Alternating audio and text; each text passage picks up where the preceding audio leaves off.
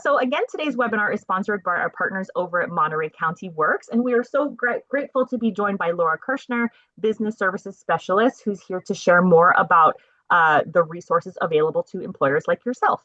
Good morning, Laura. Good morning, Anna. Thank you so much for having us. We're thrilled to partner with CEA.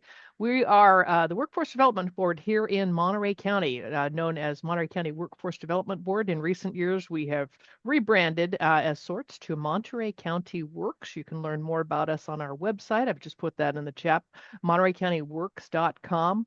We have all kinds of useful not items, but we have useful things for employers to know about. We do weekly job fairs here at Monterey County Works, weekly job fairs and recruitments. Again, montereycountyworks.com.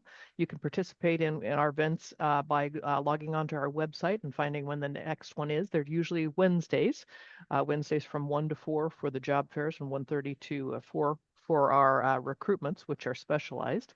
We've got job boards that we encourage you to post to. There's a video on there that we produced recently, not too many years ago, that you can find out how to post. You can post free to our job board. There's all kinds of promotional activities. We've got some wonderful incentivized training, including on-the-job training, where we can incentivize your business to hire an individual who is enrolled in our programs, who is looking for work. We can incentivize you to do that at 50% of their wage. There's incumbent worker training for job seekers who've been with you or individuals who've been with you for at least 6 months, and we can incentivize you to in that incumbent worker training. Other resources include human resources. There's a hotline on there that's completely free to you. Encourage you to look at our website, montereycountyworks.com, to learn more about that. All things HR related, you can obtain in that hotline at completely free of charge to you. Resources and referrals for your business solutions. There's rapid response if you happen to be downsizing. Go in the other way with your business and you need some help to make sure that your employees have something to hang on to after their employment with you, and they can be referred to Monterey County Works and get reemployed again. So all kinds of support during downsizing. There's employer hiring videos, our workforce minutes. You'll find those on our website. Encourage you to peruse the website, learn about what we do, how we bring local employers and job seekers together through our employment and training programs. When you are a job seeker with us, there is no charge to use our services. Also for employers, there's no charge to use our services. We are delighted again to partner with CEA for these webinars and encourage you to come back again when our next one hits. You can learn more on our website, montereycountyworks.com. I'm always available to speak with folks, 831-796-3341, or my email is Kirschner, Kershnerl, at countyofmonterey.gov. Thank you so much. Thank you, ladies. All right. Thank you so much, Laura, for everything that you and your team do for employers in your area, and obviously for sponsoring this amazing series of webinars and that complimentary HR hotline. So now I have the pleasure of introducing our trainer today. We have Jessica Rivera, who is our Vice President of Human Resources. So you are in great hands. And Jessica, it's all yours. Thank you, Anna. And welcome, everybody. We're thrilled to be here with you. Thank you, Laura. We appreciate all the great work that you and your team does in Monterey County. We have such a great partnership, and we truly appreciate that partnership. And again, all of the commitment that you and your team have to employers in the county. California Employers Association, we are an organization who we like to say we keep the human in human resources. Laura talked about that hotline, and we service that hotline for Monterey.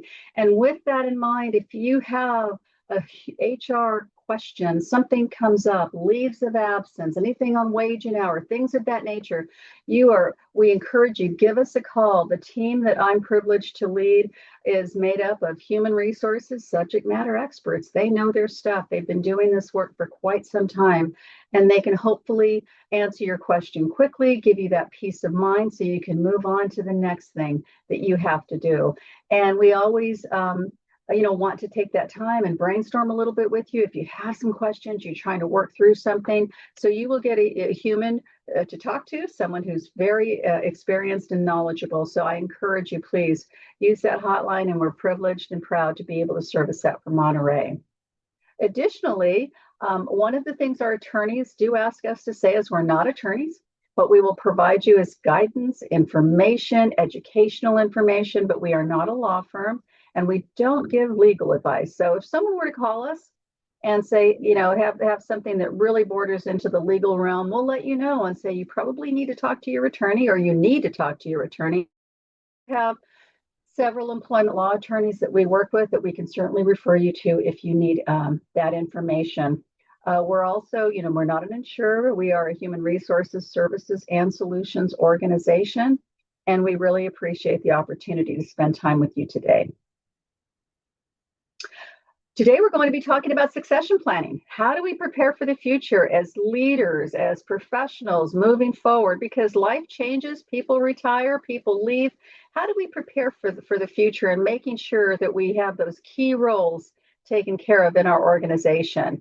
So we'll talk a little bit about today's workplace, what succession planning really is, what that means, what that looks like, whether you're a smaller company or a larger company. And why do you even want to do succession planning, and some steps to consider as you're planning for the future for your organization so you don't lose any ground or don't lose any time when someone does leave your company. So I have a quick poll for you, and I'd like to ask all of you, do you have a succession plan at your company? And if you could choose one, yes, we do. No, we're working on one. No, we don't have a plan. Or I'm not so sure about that. So let me bring that poll up. I'd love to know where we are with that. So let's see here. You could take a moment and answer that for us. That would be great. Do you have a succession plan at your company?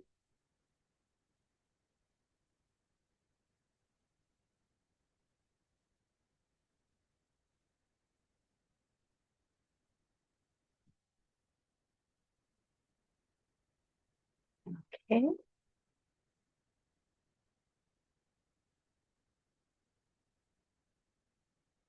Give everybody a few more moments. All right, let's take a look and see what everyone answered. Okay, so looks like we have half of us who are working on a succession plan. And maybe we don't have a final one, but we have the wheels in motion, thinking ahead, planning for the future. About a third of us don't have a plan, and a couple of us don't know if we do or not.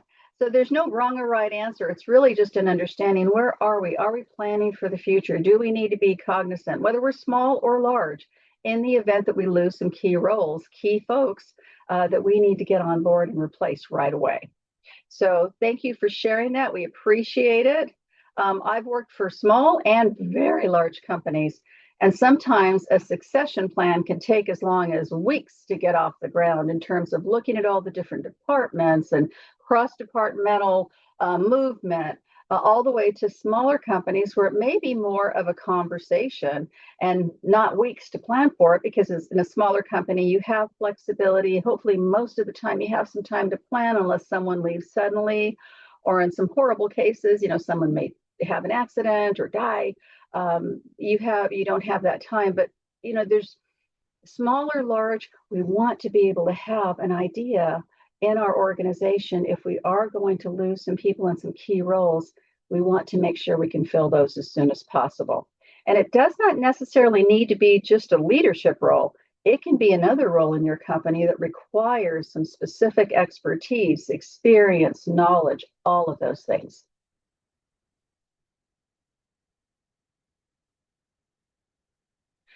And one of the things when we think about today's workplace is we have 5 generations in the workplace today, and that 6th one is coming up very fast too. And let's take a look at who's in the workplace today. So you take a look and you'll see that when we think about generations, they are a starting point in terms of how we look at generations and what we think of generations. But in terms of understanding generations in the workplace, we do still have some traditionalists. We have some people in the workplace that are pre-1945, believe it or not. And people say, no way, it's a very small percentage. Yet we have people that are still working and enjoy it and don't plan to ever retire, or they can't retire, or I recall reading recently about a woman who was 100 years old in New York, and she still worked in a jewelry store. And she said, "This is what I love to do. I enjoy it. I enjoy the connection. I'm going to keep working for as long as I can." So, it's not surprising we still have some people in the workplace from the traditionalist generation. The baby boomers, that was one of the largest generations ever. But you take a look at the baby boomers, and a lot of folks keep thinking, gosh, a lot of them are retired. Yes, they have, but boomers are working longer than ever before. Number one, they don't want to retire. They don't think they'll enjoy it. They enjoy the work that they do. They want to continue to do it. And even boomers who may have retired find that they may want to come back to work part-time or full-time because retirement wasn't what they thought it would be, and they want to stay active, relevant, and connect with people. Generation X, believe it or not, some are retiring now, and you'll see this was the smallest generation, and millennials in the workplace. And then lastly, Gen Z. Gen Z is our youngest generation in the workplace today. And when we think about all the different things that we've experienced in these generations, people have experienced in each of these generations, Gen Z truly are those digital natives. They truly are the ones that technology is all they know. And so with this generation, they're getting to be pretty large. They're about 20% of the workforce today. And they are telling us we want to be challenged, we want to grow, we want to learn. And they're also telling us we want connection. We want to be able to connect with the people we work with. This is what we see in surveys. And don't forget Generation Alpha. They are coming up quickly. And in the workplace, in some cases today, yes, they're very young, but some are working in some of those industries where they're bringing people in early. I remember starting my first job at 15 and didn't stop working after that, continued to work my whole life. But with that in mind, all of these generations in the workplace are something to keep in mind as we do succession planning, because some of us may have some people who have been in their roles for a long time, and oh my gosh, we know that they're eventually going to retire or maybe go part-time. We've got to fill those gaps. So thinking about those key roles in your organization. So I have one more poll for you, and I want to ask you, what are those reasons why we should do succession planning? And you think about your own company, what are some good reasons for you to do it in your own company, even for those who may not have a succession plan or you're not sure? What is a good reason for you to do that? Let me just go back here. All right, if you could, why is it important?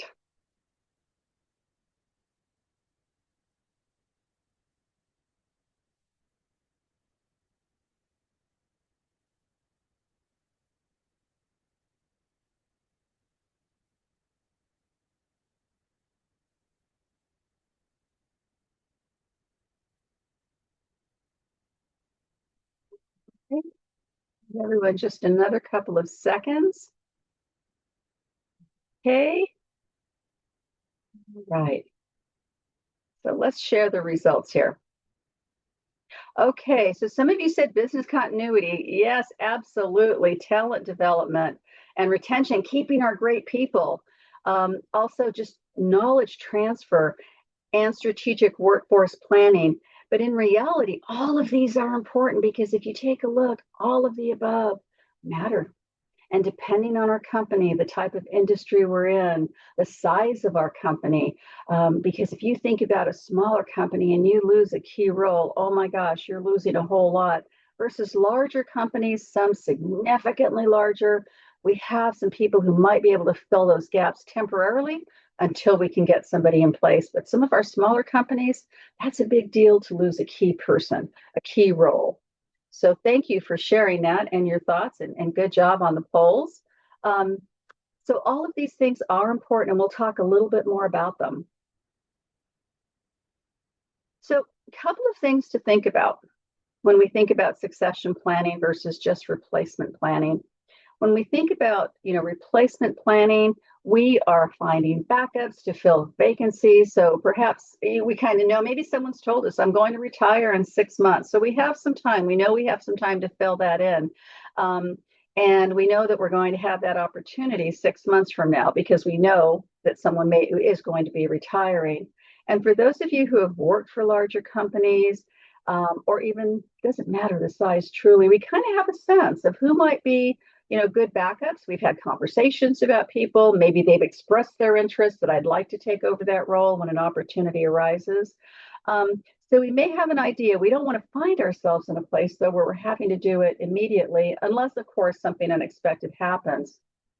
The other side of succession planning, though, that's really important because being prepared when and if you lose someone is so important that you have people that you've worked with, is grooming talent for the future. And especially with, again, our youngest generation in the workplace and our millennials. They want to grow, they want to learn. And we've heard that adage that, some of our younger generations don't hesitate to leave for a better opportunity. It was said a while back that some of our younger generations would have 5 jobs before they reached 25 to 30. And so when we're grooming people and letting them know that we see potential in them, that's also a retention strategy too, that we want to keep our great people. We want to grow with them. We want to help them get to where they'd like to go and achieve their goals. And that's another way for motivation, engagement for your current staff too, because they know that you're paying attention to what they not only are doing, but their future potential with that organization. So reasons we want to do succession planning, these are some really important reasons. One of the first ones is trying to fill a role can be very expensive. In the past, I've done a lot of recruiting consulting, working with companies and trying to get some key roles filled. And it can be quite expensive. Sometimes they say that it can be 2 to 3 times the person who's left their salary to bring someone qualified and ready to go on board, because you think about all the institutional knowledge you lose when someone goes. You think about all the time spent advertising for a position, interviewing for a position, making job offers on a position, bringing someone on board, training them to be able to get up to speed, just to know your company if they're coming in from the outside. And then you think about just getting to know that role. There's quite a wrap-up time in some situations. So filling those positions can be very expensive. And just imagine if you've already groomed some talent, recognized talent, to be able to step into those shoes. I've given them opportunities, which we'll talk about in a little bit, to be able to be as prepared as possible. You don't have to worry about getting to know the company. They know the company. They understand the culture. They understand the strategy. So filling those outside, if you don't have it within, can be very, very expensive for an organization. And it takes time for new people to learn. We all know that. We've all been new before. We've all brought on people before. We know that it can be time consuming and expensive to get people to learn about our company, our processes. It takes up the team's bandwidth too, because they're mentoring, training, shadowing. They're having new people shadow them so they can learn the role. And customers, as they're starting to work with new folks too, they know who's really experienced and knows their stuff versus those who don't. And we've all been there. We've all been new in a role at one time or another. Also, succession planning can really help protect the business from unexpected changes. And as you mentioned before in the poll, business continuity, making sure we can continue to provide that service, those solutions, all the things that we do, products for our customers. And a truly key piece here too is it offers high performers a challenge. And it helps with morale, and it helps with overall employee engagement. We've all been told by someone at one time or another in our career that they see potential in us. People have seen things in us, skills in us, before we even recognize them ourselves. And I would guarantee that all of you are in your place right now because someone helped get you there. Someone gave you that motivation, that encouragement, that mentoring.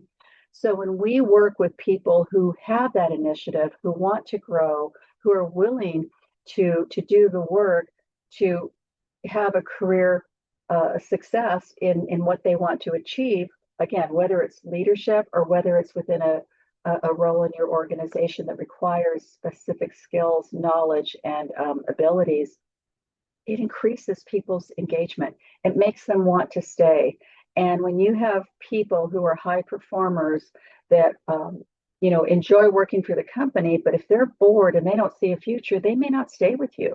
And there are some roles that are very much in demand right now. So if you're in an organization where you've got some high performers, are you currently working with them? So maybe it's not a promotion or movement today, but you're grooming them for when that comes up, they'll be ready to step in. And here's just some steps when you think about succession planning. You want to take a look, an environmental scan of your organization, of your business. What are those key components in your organization? What are those critical positions that, oh my gosh, so much depends on it, and that we don't want to waste any time if we lose someone or are going to lose someone. Determining what your organization needs to look like for the future to make sure you take care of your customers. I used to oversee insurance claims offices for many, many years, and I had hundreds of people in my claims offices that I used to oversee. And when I did, I knew that if I had critical positions, there were some people that had positions that very few could do that role. I had to make sure that moving forward, looking ahead, what was in front of us? How are people doing? Are we at risk of losing anybody? And all positions are important. Don't get me wrong, but there are some that requires unique skills. And are we prepared? Are we grooming? Are we developing someone for those roles? So we have a bench for those positions that we know would really impact our customers if they left. Also, what are those key competencies? When you think about technical, because there's dual career paths for a lot of technical people. They can go leadership or they can continue to go higher in the technical field. What are those leadership competencies that you need for your organization? Gallup, who does a tremendous amount of research and a tremendous amount of communications around leadership, they have assessments and a number of things to help us grow. One of the things that they talk quite a bit about is that the top two reasons managers are promoted and people are promoted into a leadership role is because they're good at what they currently do. And maybe they've never even said they want to be a leader, but we're going to say we want you to be a leader because you're so good at your role. The second biggest reason is because they've been there with the company long enough. And that doesn't necessarily guarantee you're going to have a good replacement for either a leadership role or a technical role for those two reasons. So they say those are the top two reasons, and those aren't the best reasons to put somebody in that next level. You also want to look at, evaluate, identify who are those people that are showing up maybe early in their career with that initiative, that willingness to learn and grow, willing to be challenged, great emotional intelligence, just that ability to connect with people, identifying the talent within your organization. And some may have been there for a while, some are just coming into your organization. What are those action plans you're going to have for those folks to be able to transfer that knowledge, to give them opportunities to grow and be prepared for that next level? Another company I worked for, we had what we called a talent acceleration program. We had identified some key people in our organization who really demonstrated that capacity to grow and do other things. And we had a whole program for them. We gave them opportunities, put them in positions. And again, I know with some companies that may not be possible, but it just gives you a sense that maybe there's some things I can do, even if I'm smaller or mid-sized, to transfer some of that knowledge and give them some exposure to other people in the organization, other leaders, other teams, other departments. So that environmental scan is really important as you think about all the changes that we're seeing in the world today. You can't open any news media site and not see something else that's changing or what we're hearing. And, we have to just be prepared and knowledgeable about what's happening in the world today. So we all have our own internal environment as an organization and the external environment. So we know we can't compete in a vacuum. We have to be able to look inside and outside. And we have to do that regularly. We have to make sure we're having those conversations. Okay, what's trending? What's happening now? What do we need to be aware of? What questions aren't we asking? And what's impacting our business today? What's going to impact it in 6 months from now? And then being able to identify and understand what are those factors that can have an impact, either negative or positive, to our success as an organization. And then, just like a regular SWOT analysis with strengths, weaknesses, opportunities, and threats, are we looking at those threats too that are affecting our business? Right now, we're hearing so much about artificial intelligence and all of those things that are going on. And we hear so many things from one end of the spectrum to the other end of the spectrum. But the key is specific to my business. Are there threats out there that are affecting my business or will affect my business in the future that I need to be planning for now?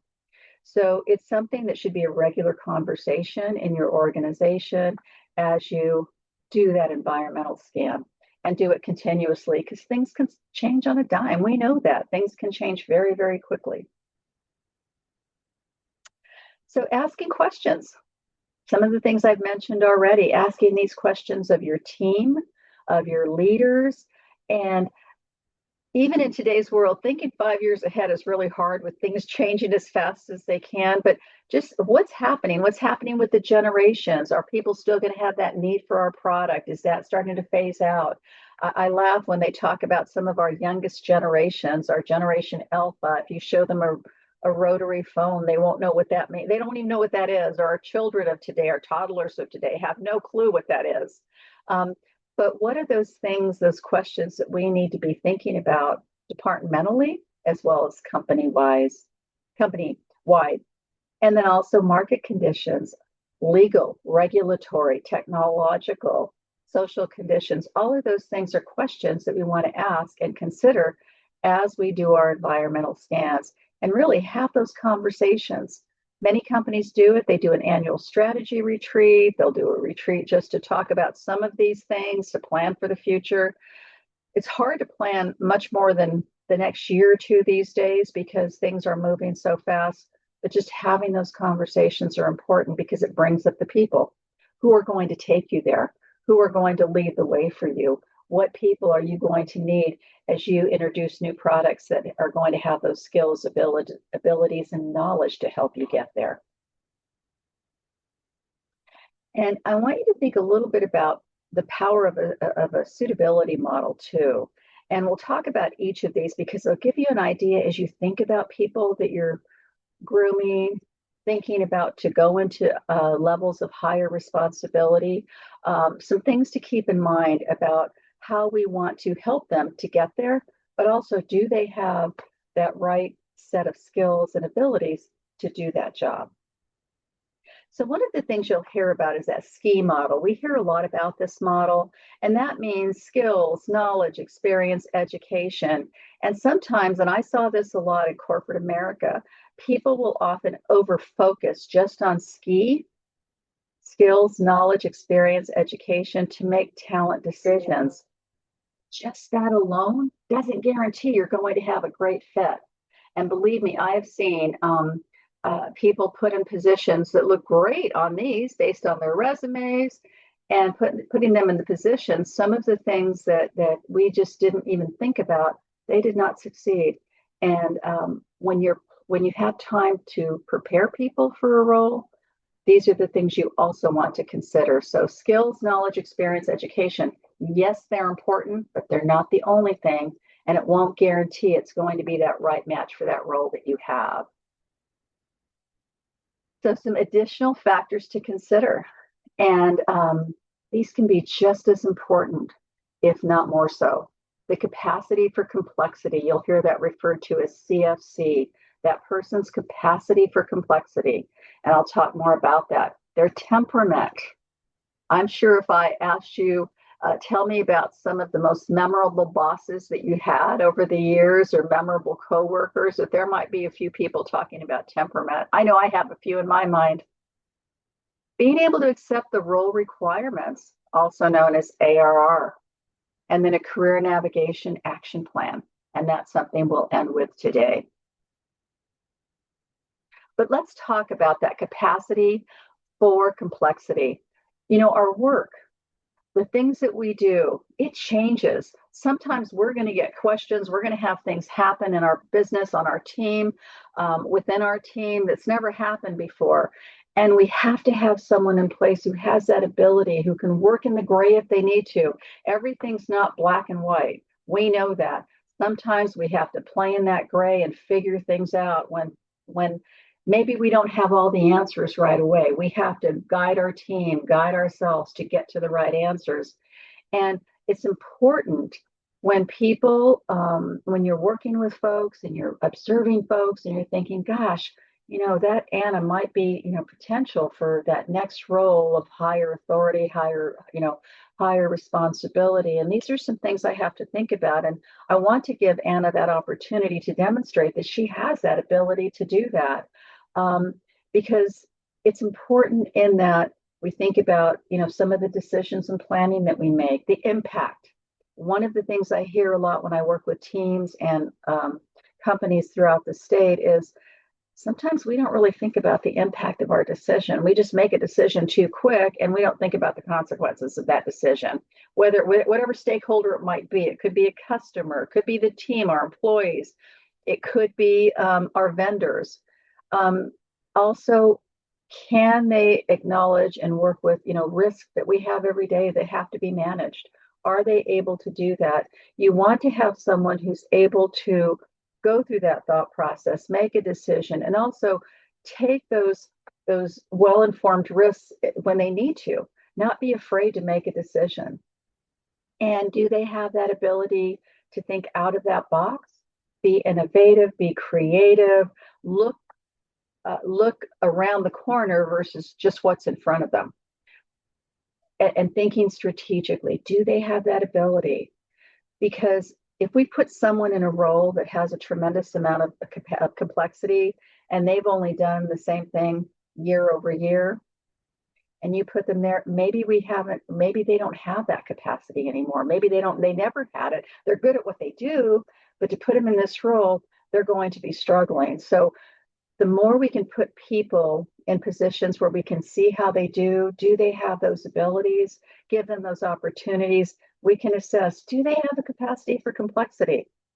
Because when I work with people, I always pay attention. If people come to me with a situation, and I've always shared with my folks, tell me what you think. I want to know what your recommendation is. What's a good solution? I don't have to have all the answers as your leader, but I want you to think about what is it, what can we do? So I want to know, do they have that ability to come to me with a solution or potential solutions? Don't have to be right or perfect, but they've thought about that. They've been thinking about that to find a way to make something work. Also, when we have that capacity for complexity, sometimes we'll have somebody in a role where, as I mentioned before, the job's too big for them. It's just too much. Having worked in an organization in the past with over 50,000 people, some of the jobs were really, really big. And it was hard for some people to get their arms around that. And the manager ultimately saw that for that person because they just seemed overwhelmed. They needed more resources to solve everything.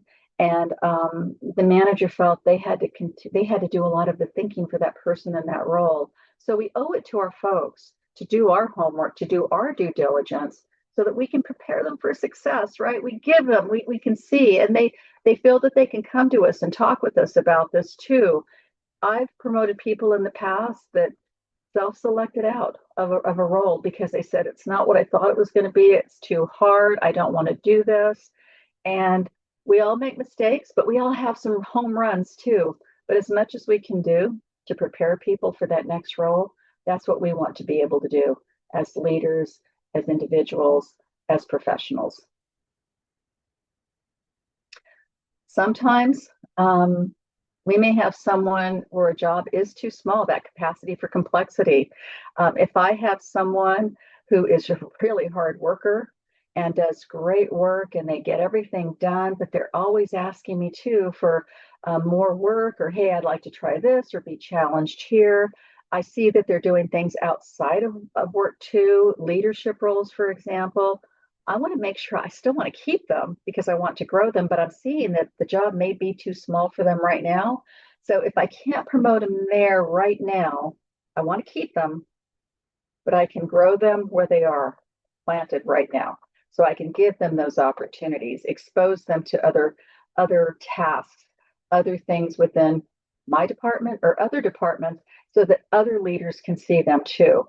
So again, that capacity for complexity, sometimes it's too much for someone, but sometimes for others, they're in a job that's too small. So thinking about that too, do you have anybody right now who's a really high performer in a job that's too small? Do I need to do some things to keep them challenged, to keep them engaged, and also expose them to other folks in the company? Temperament, oh my goodness, I can't say enough about temperament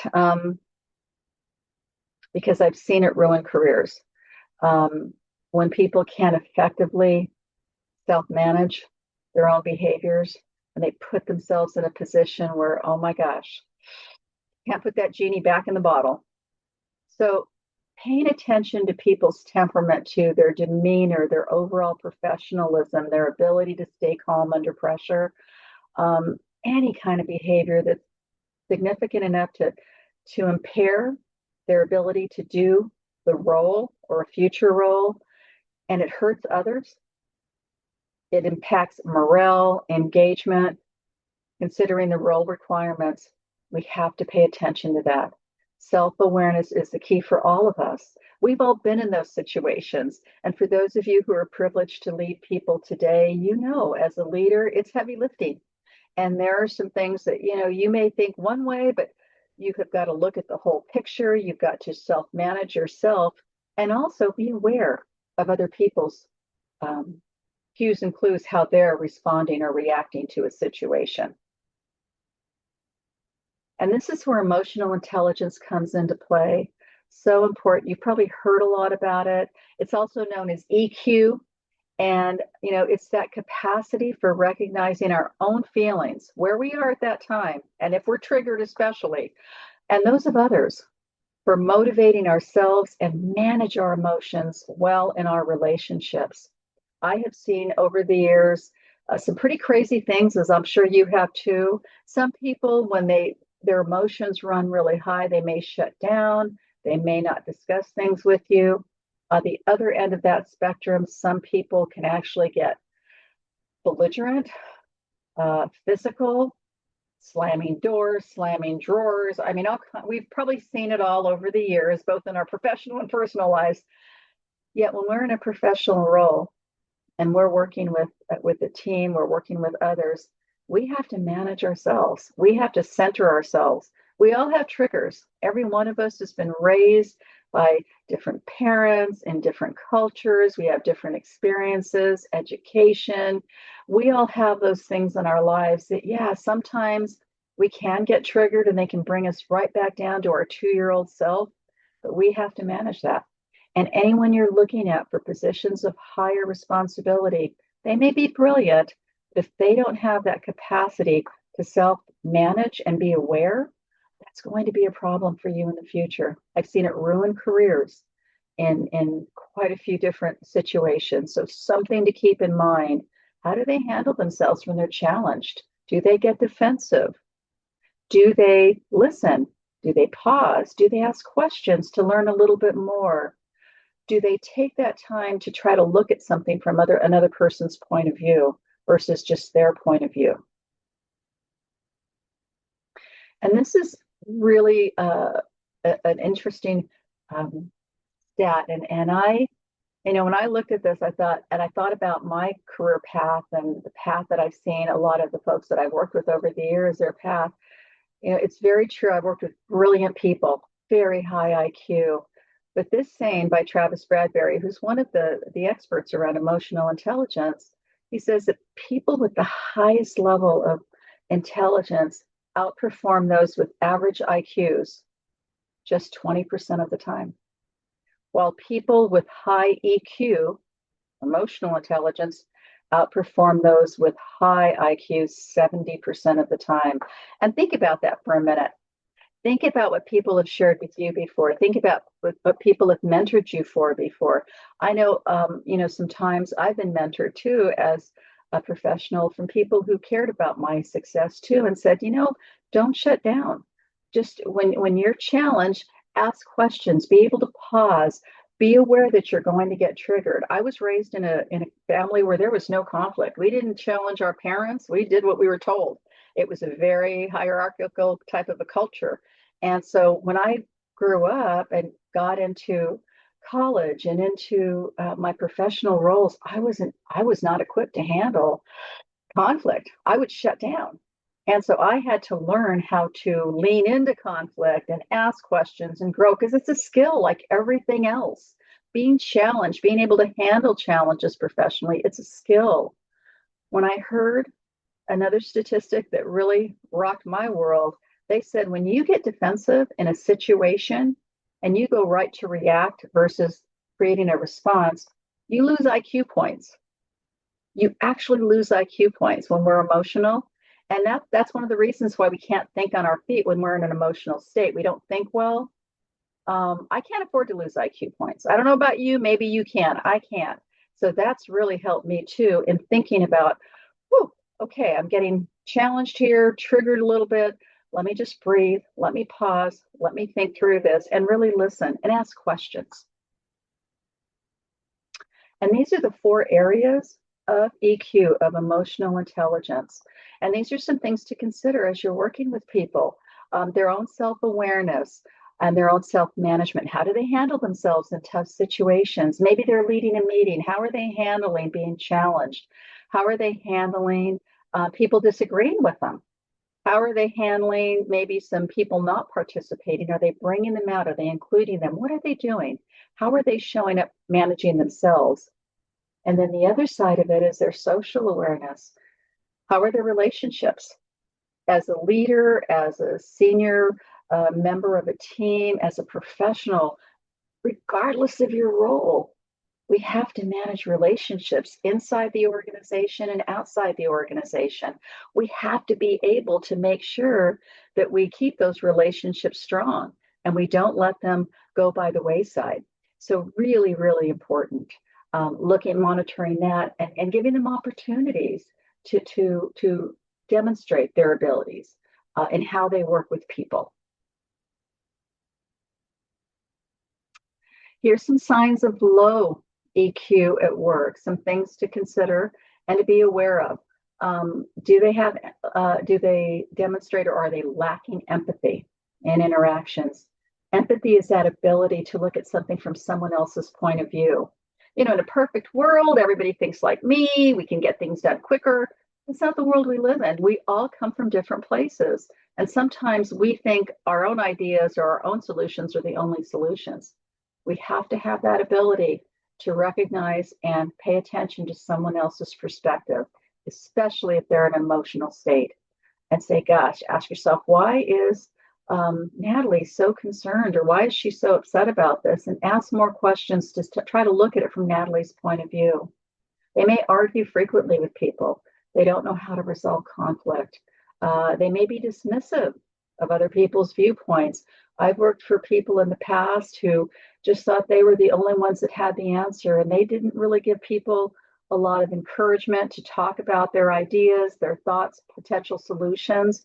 And it's not a fun place to work. I like to work in a place where I want people to bring their information. I want to learn. I learn from everybody. And being open to that is really important for levels of higher responsibility, regardless of just the team, but also customers are going to challenge us. Vendors are going to challenge us. You know, the industry is going to challenge us. Do they take responsibility for their actions? Are they paying attention? If they've dropped the ball, are they owning it? Are they talking about it? Are they learning from it? If they don't, that's an issue. And then they're not, the relationships again, they're not really maintaining those relationships. You know, you're not seeing that they have, you know, that they are fostering them, nurturing them, growing them. Maybe they don't even think relationships are important. They are important. We can't get our work done without other people. Repressing emotions, almost the other side of it too, repressing emotions. I want people, if they're frustrated, let me know you're frustrated. Let's talk about it. I'm a firm believer you can't get to rational thinking without working with the emotional side of it too. And sometimes we have to work with people if we're finding that they're shutting down, or it's, you know, sometimes it's just as important what they're not saying versus what they're saying. So if someone is shut down, I want to know a little bit more about that. Are you okay? Tell me what's going on because you haven't really said anything. I want to know what you think. I'm giving them that permission. So we want people who are willing to do that and not just say, okay, they're fine because they're not saying anything or emoting in any way, one way or another. So here's the good news. Actually, here's the great news. Unlike IQ, we can actually grow our EQ. We can grow our emotional intelligence through self-awareness, coaching, assessments, feedback, and just as importantly, the willingness to do so. I work with a lot of folks and I do a lot of executive coaching. I work with people who really need to work on relationships, people who report to them, people they work with. And we do an assessment around emotional intelligence and we talk about this. And I work with them, coach with them. I encourage them to get feedback from others. We can grow that. We can't grow our IQ. We are born with what we get. And in our 20s, we're done. We have what we're going to have. But our EQ, we can continue to grow that. So the reason I share this is if you have someone who's really good that you want to give higher levels of responsibility, this is something that you can work with them on if you find that maybe they aren't as strong there. It will serve them well for any position they ever have and also serve them very well in their lives, professionally and personally. Accepting role requirements, this is also very important from the standpoint of every role. We all have things in our role, our new role, our current role that we have to do. And I want somebody who's willing to be effective and take on the demands of a role. If they're not being able to do their own job, I don't know that they're going to take something else with higher responsibility and higher duties and do a great job in it. So I have to really, think about that. Where are they currently? Are they high performers? Are they average performers? Again, we want to work with people who are already doing a good job in their current role. And then for a future role, I want to look at, are there any reasons why maybe someone can't do a role or doesn't value doing the work? Sometimes things in our lives happen in our personal lives, and maybe they can't take on additional responsibilities or go to a higher level. I mean, I raised children too as I was working, and there were some things I had to say no to because my commitment at that time was my family, and I had to do that right. We don't get a do-over with our families. That's my value. And so I had to make sure that whatever I took on, I could still balance what I did professionally with raising my family. So with that in mind, keeping that too, are there things that are going on that I need to consider or that they're not doing because of personal commitments now? And are there risks? If they don't fully accept their role requirements, there are some risks with that.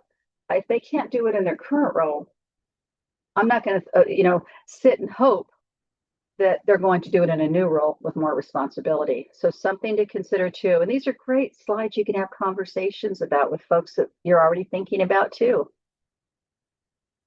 So building that leadership capacity, really important when we think about it. It's challenging enough in good times, yet when we're under pressure and stress and things are changing and all those things that happen that we know that can happen, we can either over or underreact and tend to be less aware of that detrimental behavior. So building that leadership capacity is really important and seeing how people navigate when things don't always go well or also when they do go well.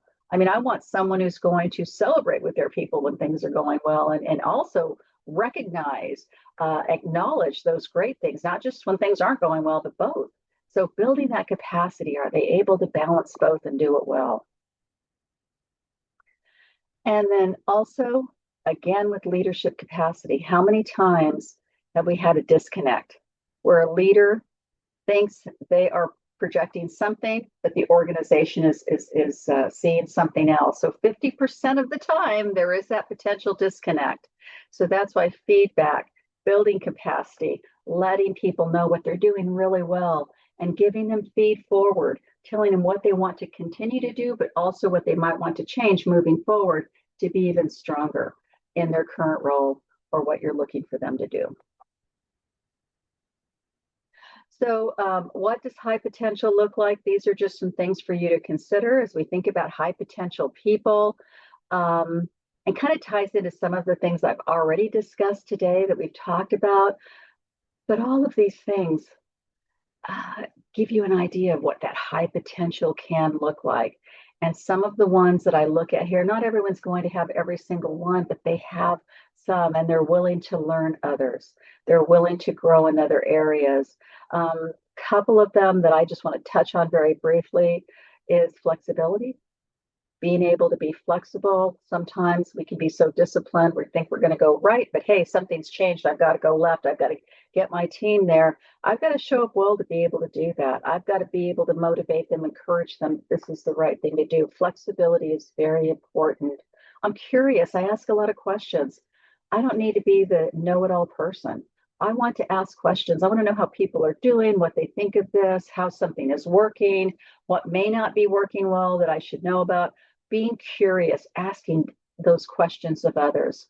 Admitting mistakes is a big one, and being able to apologize if you're wrong. That's a very important sign of EQ, too. If I've made a mistake, I'm going to own it. I'm going to talk about it because I want people that I work with to know they can talk about their mistakes, too. We all make them. I don't need to hide them. I didn't do it with, bad intentions. We all make mistakes. So these are just some that are like really important to me when I work with people, because I want an open book when I work with people. I want to be able to solve problems, collaborate, get things done.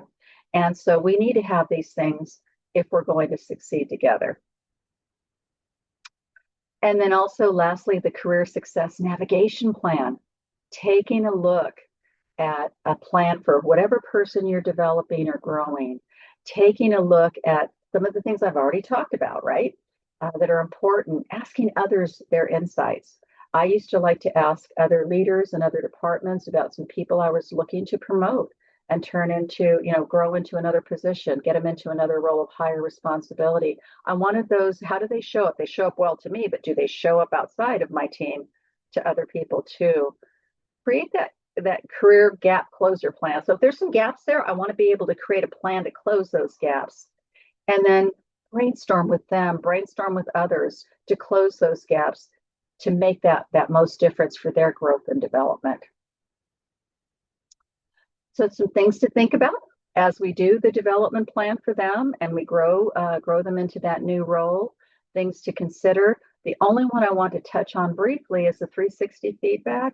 There is an opportunity to get 360 feedback from people they work with. It could be their peers, it could be their direct reports, it could be people above them, but getting just a well-rounded insight on how they show up in your organization.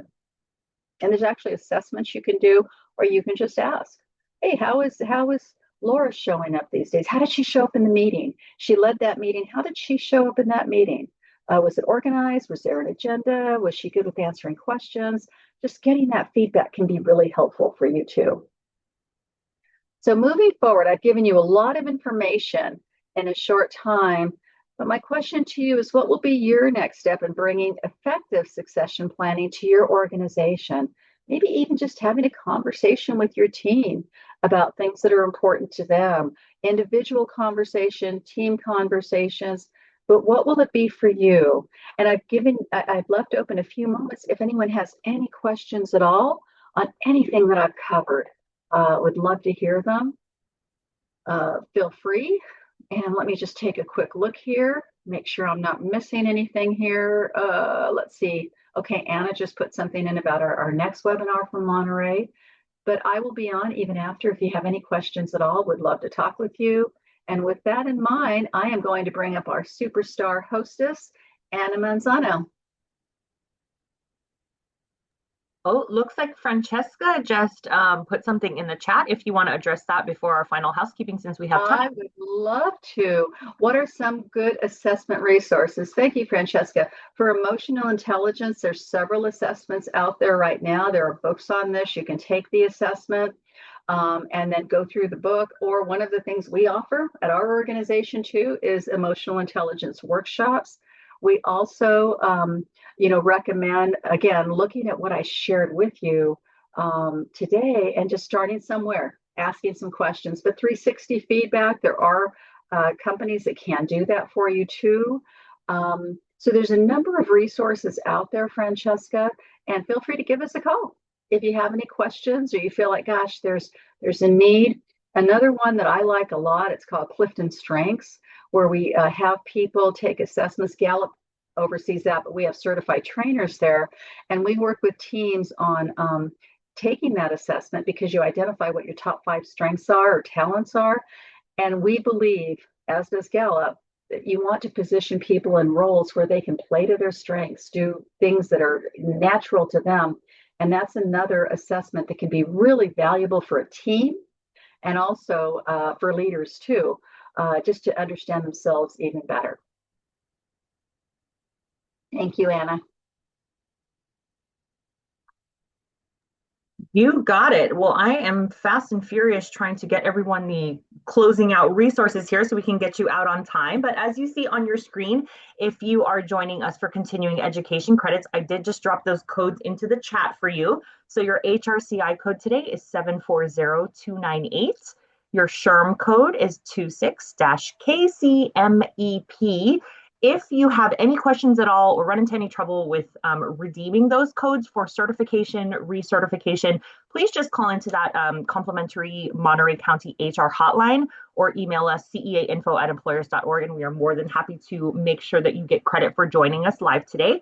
If you scroll up a couple lines up in the chat, I did just drop the link for providing us with some feedback. Again, it's only 5 questions. It takes about a minute. They're mostly multiple choice, but this is how we continue to make sure that we are meeting and hopefully exceeding your expectations. This is how our partners over at Monterey County make sure that they are providing the resources that you best need and want. So if you could take a minute and either scan that QR code or scroll up a tiny bit in the chat and click on that link, we're more than happy to hear from you.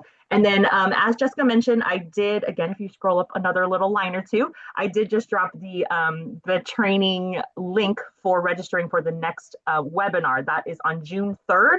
And that is difficult conversations and de-escalation techniques. That is a wonderful training. I've watched it and facilitated it so many times, and I get something new every time. So I really encourage you to register for that and mark your calendars. And I think that covers it. We did it, Jessica. So thank you again for leading us through this training, Jessica, with all your time and expertise. Thank you all for taking time out of your morning to spend training with us and to be dedicated so fiercely to your education and to your organization. And then thank you to Laura and the entire team over at Monterey County Works for your partnership and for providing so many resources for employers in your area. We look forward to seeing you on June 3rd, and have a great week, everyone. You'll hear from me with the slide deck after this, and we'll see you soon. Thanks, everyone. Cheers.